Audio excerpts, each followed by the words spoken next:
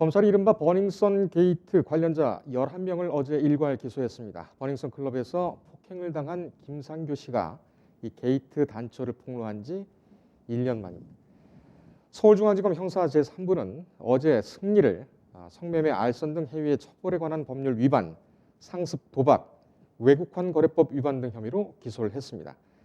또 자신의 음주운전을 적발한 경찰에게 뇌물을 주려고 시도했던 가수 최종훈도 뇌물 공여 의사 표시 혐의로 재판을 받게 되었습니다. 성매매 혐의를 받는 가수 정준영 등 4명에 대해서는 약식 명령을 청구를 했고, 이들 소속사 대표였던 양현석 씨에 대해서는 상습 도박 혐의가 있다고 보고 관할진 서울 서부지검으로 이송했습니다.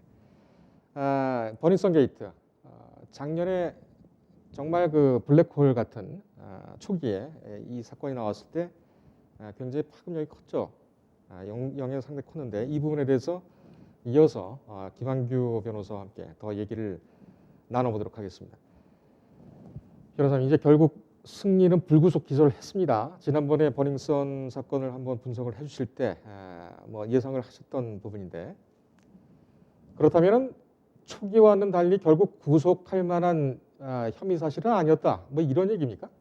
예, 2번이나 그 영장 청구를 했는데 다 기각되었습니다. 사실은 이번에 검찰의 이제 공소 사실만 놓고 보면은 죄가 굉장히 무겁거든요. 특히 뭐 특경법 위반이라든가 뭐 상습도박 뭐 이런 죄들이 굉장히 많은데, 예. 사실 특경법 위반 이 죄 하나로만 하더라도 구속되는 사례는 굉장히 많습니다. 예. 근데 승리 같은 경우는 아직 구속은 되지 않았는데요. 물론 뭐 법원에서 그 영장 담당 판사가 뭐 신중히 검토한 결과이겠지만은 이 죄 자체는, 승리 같은 죄 자체는 죄도 굉장히 다양할 뿐만 아니라 예. 만일에 그것이 다 유죄로 이제 만약에 인정된다면 죄가 굉장히 무거울 것으로 저는 보고 있습니다. 사실. 그렇군요. 네. 자, 이 부분도 저희가 그래픽을 통해서 좀 자세하게 사실관계를 좀 정리를 해드리겠습니다. 지금 이렇게 4명에 대해서 이게 기소가 됐죠.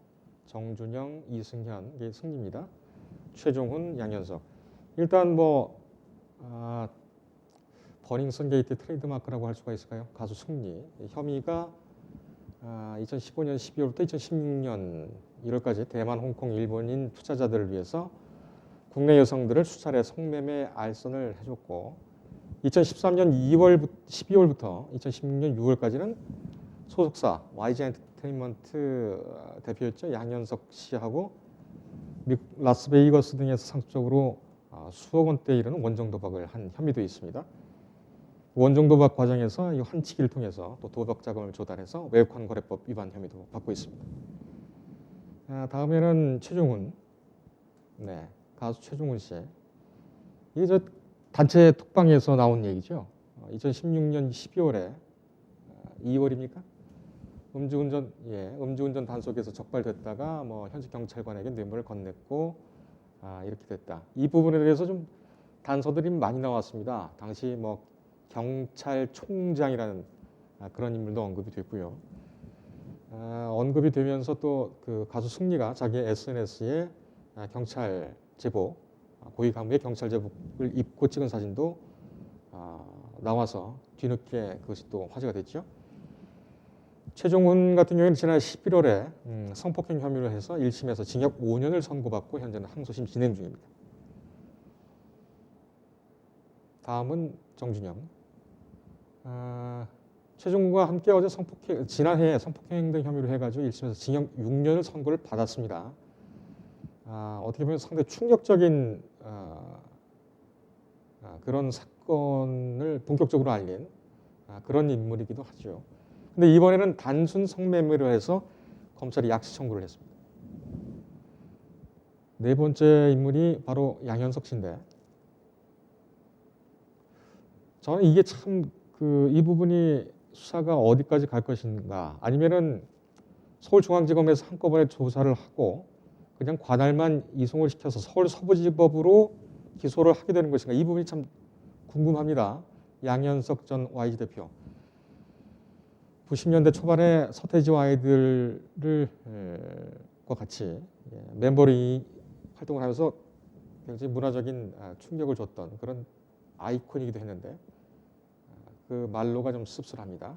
2013년 12월, 2016년 승리하고 상습 도박을 한 혐의, 이 부분이군요.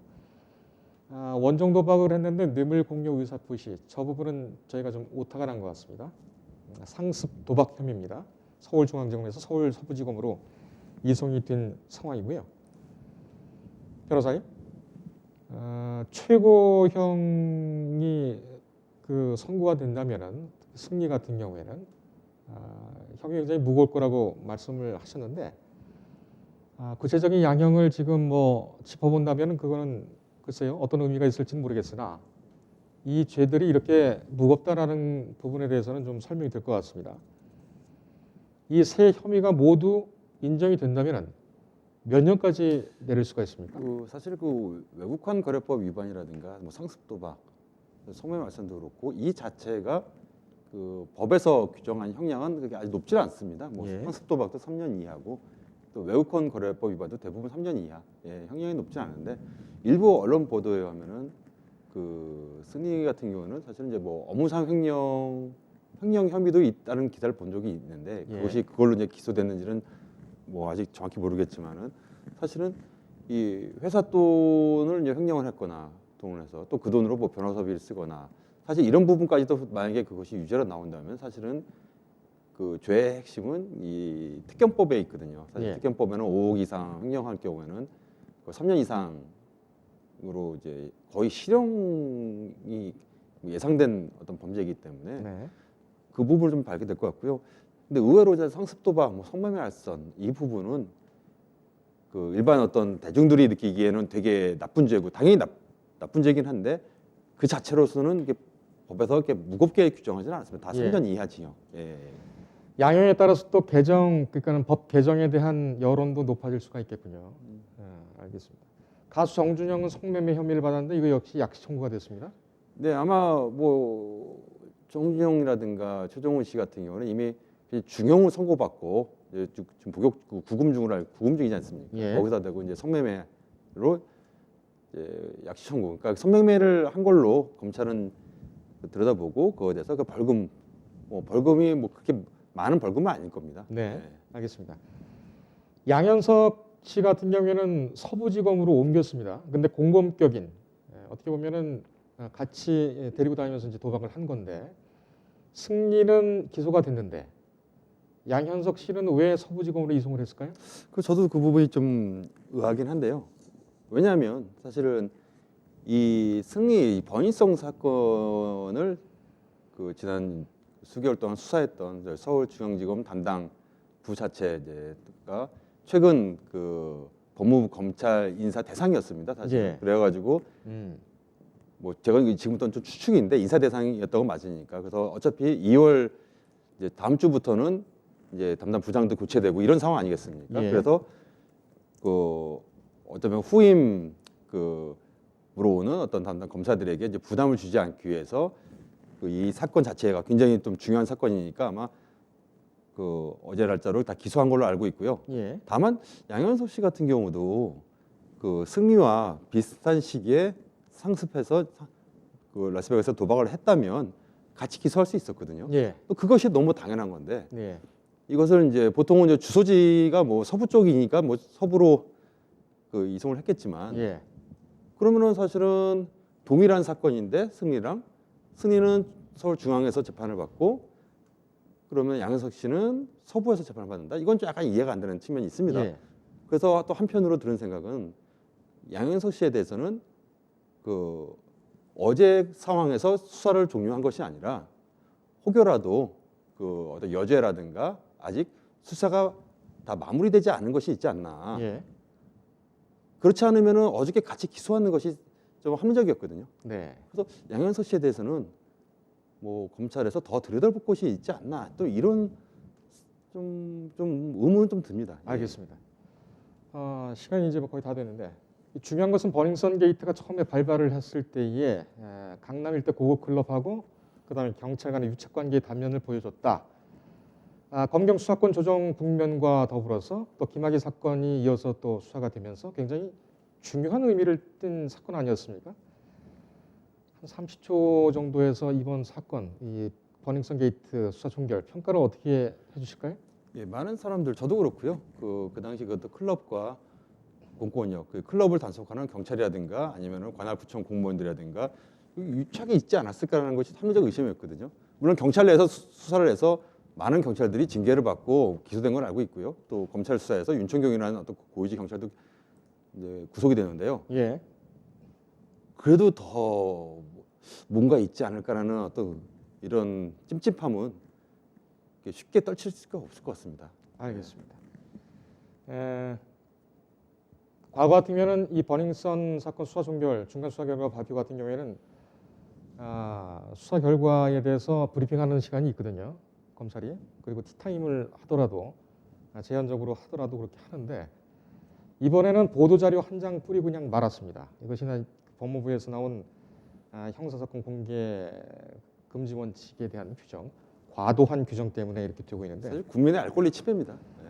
분명히 좀 많은 요소가 있는 것 같습니다. 저희가 하여간 끊임없이 두드리고 하도록 하겠습니다. 오늘 뭐 두 가지 사건 굉장히 좀 빨리 진행이 됐는데 여기까지 오늘 듣겠습니다. 고맙습니다. 예, 감사합니다. 인터넷에 떠돌아다니는 수많은 뉴스 기사.